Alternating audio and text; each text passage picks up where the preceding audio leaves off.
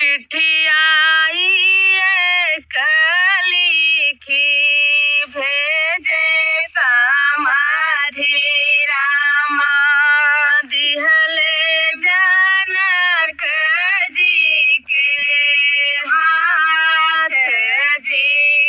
अरे चिट्ठी आई एक लिखी भेजे राजा समाधि दिहले जनक जी के हाथ जी।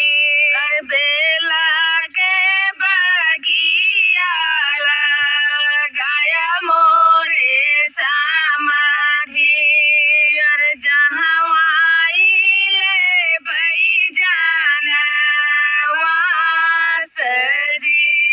अरे बेला के बगिया लगाया राजा समाधि। अरे जहाँ ले भई जाना वास जी। इतनी बचन सोनी बेटी कवानी दे भाई बापैया लगे जाई जी।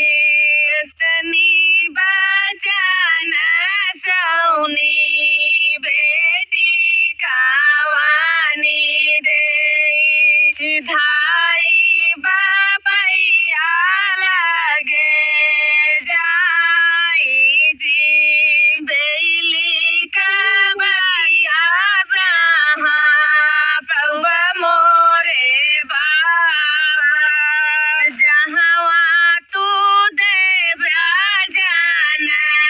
जनवास जी। अरे बेली कई बगिया कहा पौवा रे बाबा जहाँ तू देव्या जनवास जी। काहे के मोरी बेटी उन्मूल बाटियो काहे के भाई लोग दास जी। तोहरे ने आजा जी के साउए कर बागिया।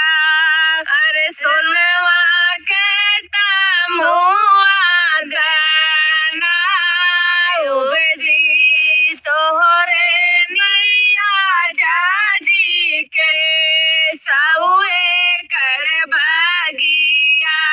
अरे सोनवा के ला लैला नाउब जी।